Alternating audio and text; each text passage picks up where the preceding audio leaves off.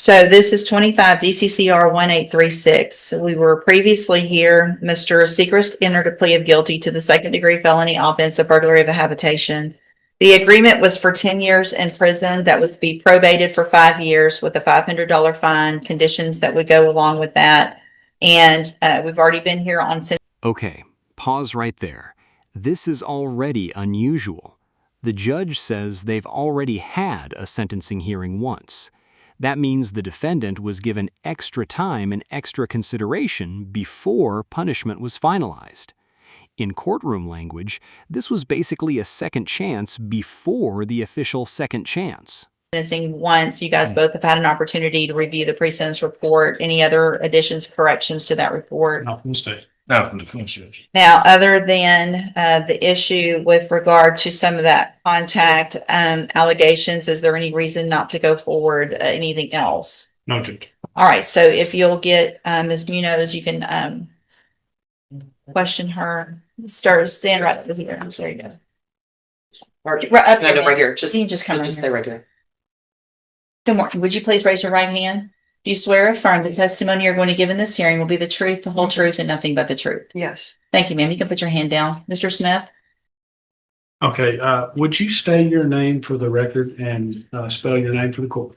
Carla Gisela Munoz, Perla Gisela Munoz, Munoz. And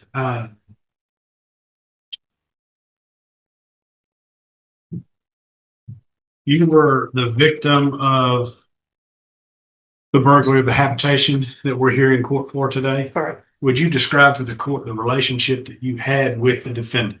It's my children's mother, ex-boyfriend. How long were y'all together? 15 years, maybe 14, 15 years. How long before this did y'all break up? It's always on and off. It's never really just an on and off thing. As far as intimate relationship? Correct. Do you plan on staying with this defendant? No. When's the last time you were with this defendant? The last time I seen him, communicated with him. Sir, don't talk. It was on his birthday on December 13th, 2025 was the last time I hung out with him. And you came to our office and you spoke to me and Ms. Guidry before this case played. Is that correct? I don't recall. You remember coming into the office? I remember meeting? coming in. I don't know if it was before or after. I remember I spoke with y'all. Okay. And then you remember being contacted by the probation department when they were preparing Yes. the report for this case? Yes. And since the time that he pled and got out of custody, has there been any issue with the defendant? And now the tension spikes. The alleged vandalism starts after the defendant gets released. Same symbols, same spray paint color, same target. Prosecutors love patterns like this because it helps connect separate incidents into one narrative. Question is this coincidence, obsession, or intimidation? Had some vandalism going on at my apartment, my vehicle. My apartment got spray painted, and where I used to work at, up the road, it got spray painted as well with my name. Okay. So a place that you used to work when he last had contact with you, correct? Yes. So the place that you used to work, the apartment that you live in, and your vehicle. Has been vandalized since. Would you describe that vandalism for the court? So I have like 2 X's on my apartment right next to my door. I had 2 X's on my vehicle.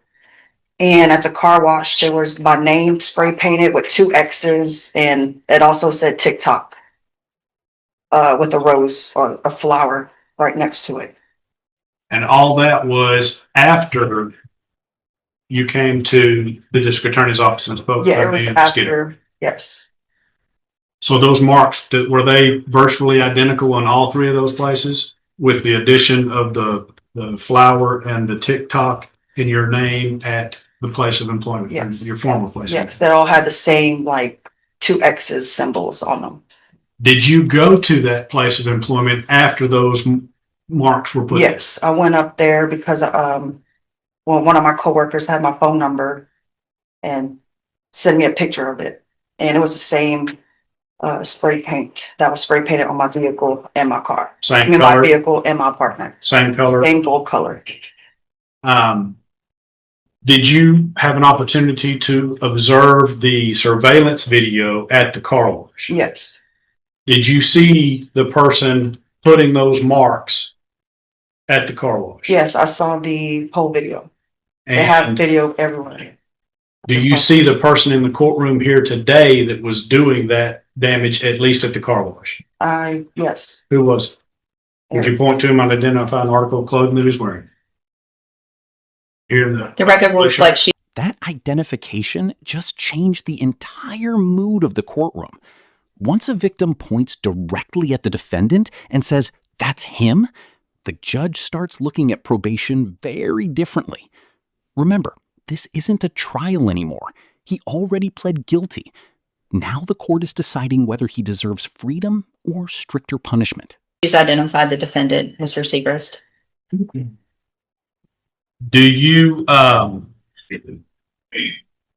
did you have any problems with anything like this before he was released from custody? No. I didn't have any issues. And what do you want to happen in this case? I just want to live my life and just move on. I don't interact or try to, make him upset or anything. I just avoid him with all contacts. And you have children with you. Yeah. So y'all will have to have some kind of contact. There's other ways to work around that with his sister or his mother. We don't have to have any contact. So you just are requesting from the court no contact whatsoever with Yeah, I the don't want no defendant. contact. Any questions of the witness? No, you Just- don't get to ask questions. Just briefly, Go ahead. you say you saw the surveillance video from the car wash, and now describe for me that was just a painting with your name and the two X's. That's correct, Spray paint, yes. right? Was there any video or surveillance footage to this vandalism to your property? No. I don't think my camera caught it on time, but I did have neighbors a few doors down that said that they saw him. That was the only people that told me that they saw him. Okay, so Notice what the defense attorney is doing here. He's attacking the evidence gap. No direct footage at the apartment, no direct footage at the car. In legal strategy, that's huge. Even if everyone suspects the same person, suspicion alone doesn't automatically equal proof. other than a few neighbors, there's no direct evidence that any potential we don't- damage No, from suspicion. That's Anything else? Nothing, Judge. Thank you, ma'am. You can go have a seat. So, sister, whatever she did. she did. Can she be excused? Sure, Judge? sure. Yes, ma'am.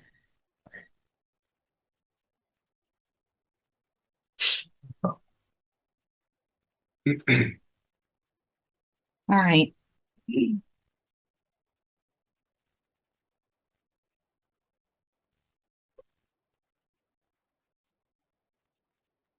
Mr. Smith? Thoughts? Judge,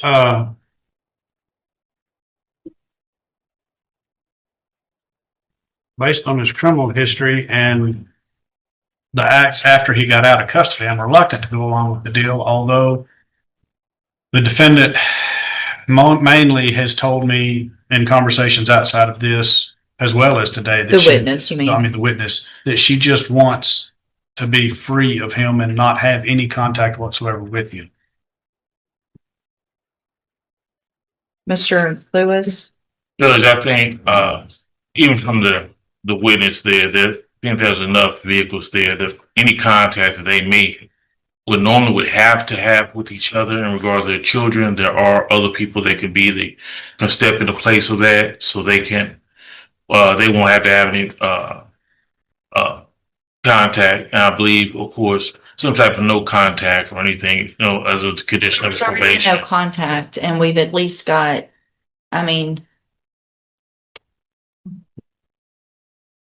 these allegations of the vandalism give me a lot of concern. So,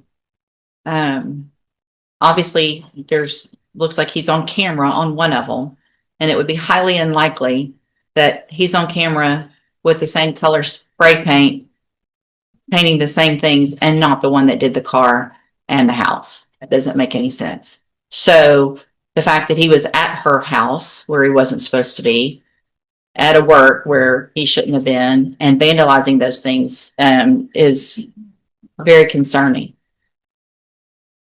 And not some. And this is the moment the judge reveals what's really bothering her. It's not just the vandalism, it's the timing. Imagine being out on bond for a second-degree felony carrying up to 20 years and then allegedly causing even more problems while waiting for sentencing. Judges see that as someone testing the court's patience in real time. Something that I think is indicative of somebody who wants to have a relationship with his 3 children because he can't follow the rules while he's waiting on court on a second-degree felony where you go to prison for 2 to 20 years.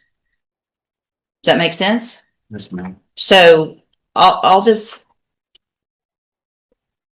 what good does vandalizing and putting her name out there, what good do you think that's going to do? I mean, I've never vandalized any of the stuff. Anything that I've ever done for her was to help her. When So you're saying that it's not you on camera? I looked at the video, she sent the video to my sister. The guy that had the spray paint was spray painting with his right hand. And I saw the video and So some random guy out there is doing all this and not you? there was another guy. All right, here's what I'm going to There's do. another guy that went by her apartment. Stop. Here's what I'm going to do. Mr. Segrist, I'm going